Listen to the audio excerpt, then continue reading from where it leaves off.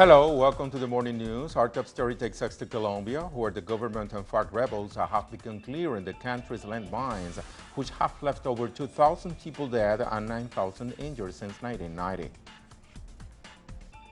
The mission is the first step in a March agreement between both sides in conflicts in the early 1960s. Colombia has the second highest number of landmine casualties in the world after Afghanistan.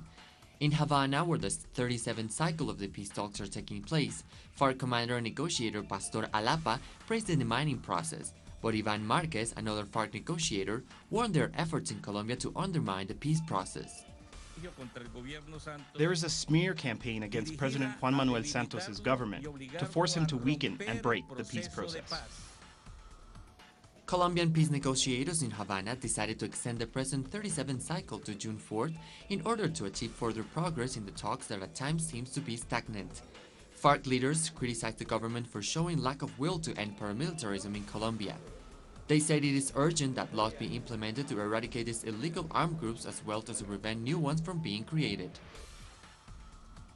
The senior FARC member Simón Trinidad, who is currently jailed in the United States, is seeking to be returned to Colombia. He claims he will not face a fair trial in the U.S. He was extradited in 2004 to the U.S. by then-government of far-right President Álvaro Uribe, who is opposed to a peace agreement with the FARC. Their extradition has been criticized because Trinidad was not facing any charges in the U.S. when he was transferred there. Hope for peace in Colombia remains high, but social organizations are demanding the bilateral ceasefire as a necessary measure to improve chances to end a civil war that has left 220,000 people dead and millions affected. Our correspondent Natalia Margarita has the story. Concern is high among over 500 social organizations that have released a joint statement calling on the government and the FARC to not give up their efforts for ending the conflict. The statement comes as the peace talks have resumed in Havana amid heightened tensions due to the recent escalation of the conflict. None of the parties have suggested the suspension of the talks, but rather that they will insist on the negotiations as the FARC has publicly stated. Our concern is that after so many tough attacks, with an impact also over civilians, the willingness ends up declining at some point. The intensification of airstrikes have already left 41 guerrillas dead, among them Jairo Martinez, who was part of the FARC peace negotiators. Now representatives of Cuba and Norway, guarantor countries of the peace process, have also expressed their concern and call on to advance towards a bilateral ceasefire, something that for social organizations is the very only way to push forward the negotiations. The conflict must be de-escalated towards a bilateral ceasefire, towards constructing the conditions so that the negotiations could improve the life conditions of the population, so that further loss of human lives as a result of war can be prevented in Colombia.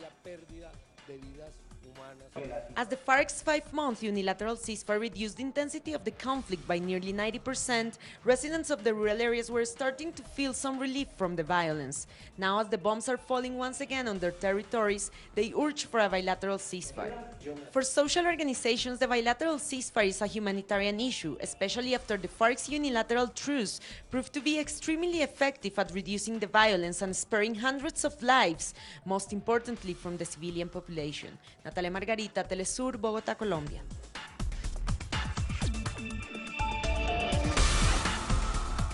In Chile, teachers began an indefinite strike Sunday demanding better working conditions. They call on the Ministry of Education to begin talks in order to reach an agreement. Chile's largest teachers' union is opposed to a bill currently being discussed in Congress. Among other measures, the bill calls for teachers increases the time they have to spend in non-school hours. Their leader, Jaime Gajardo, said protesters are also defending public education. The president of the Venezuelan parliament, Diosdado Cabello, announced plans to file lawsuits in Spain and the United States following media reports that linked him and other top officials to alleged cocaine trafficking and money laundering. His announcement comes 2 weeks after the Wall Street Journal published such claims. No evidence has ever been presented against him. The parliamentary leader assured that this smear campaign is linked to efforts by opposition to discredit the socialist government. Esta última campaña arrancó el 27 de enero.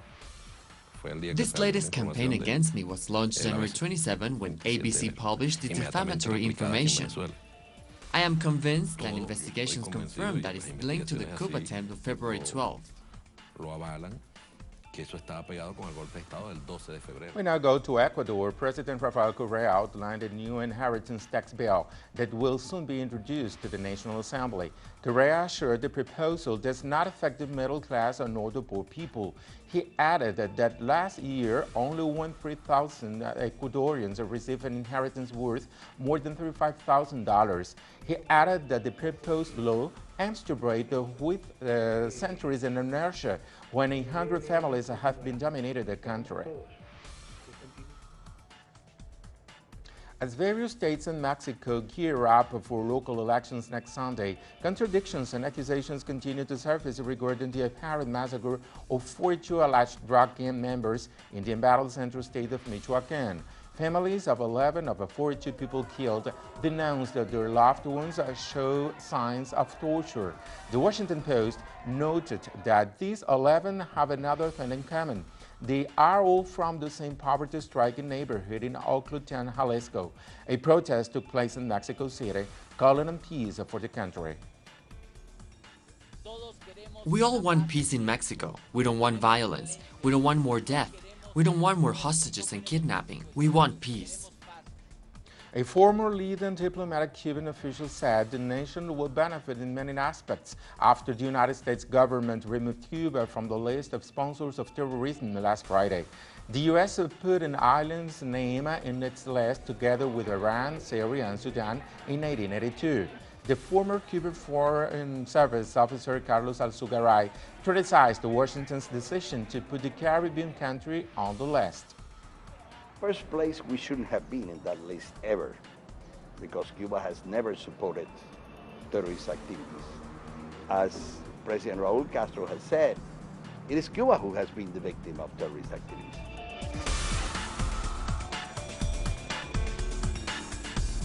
And now to our World News Roundup. The Organization for Security and Cooperation in Europe, which has compliance monitors of the February ceasefire agreements, has denounced the fighting in eastern Ukraine, which has intensified in the last few days. The latest deaths highlight the fragile nature of the ceasefire and come shortly before talks this week aimed at salvaging the deal.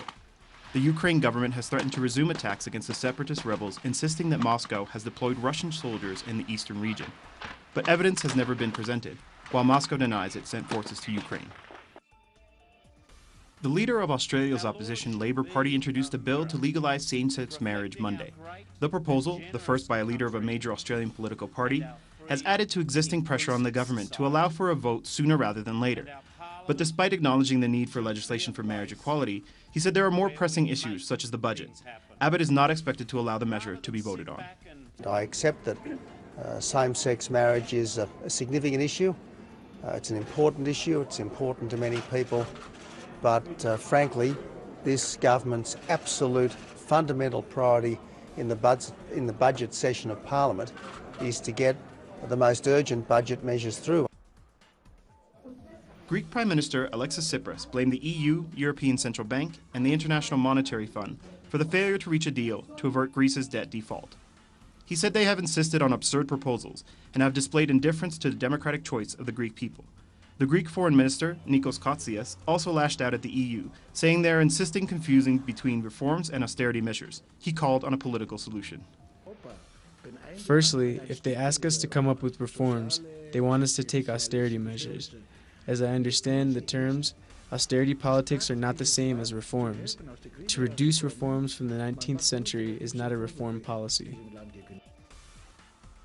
Italian Coast Guards rescued a further 316 migrants in 3 different operations off the coast of Libya and brought them into the port of Lampedusa in Italy. Since Friday, more than 5,000 migrants trying to reach Europe have been saved from boats in distress in the Mediterranean. Most of the migrants are from Libya, which has descended into anarchy since Western powers backed a 2011 revolt that ousted Muammar Gaddafi.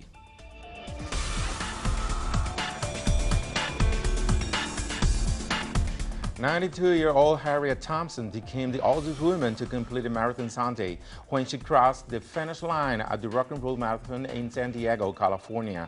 The former concert pianist and cancer survivor finished the 26.2 race in 7 hours, 24 minutes, and 36 seconds. She has now completed 16 marathons since she began running at the age of 76. I always write to my friends and I say, I think this is my last year. And then I do another one. So this is my 16th, and I'm real pleased that I could get through it. More on these on our website, telesurtv.net/English. Thank you for watching and have a good day.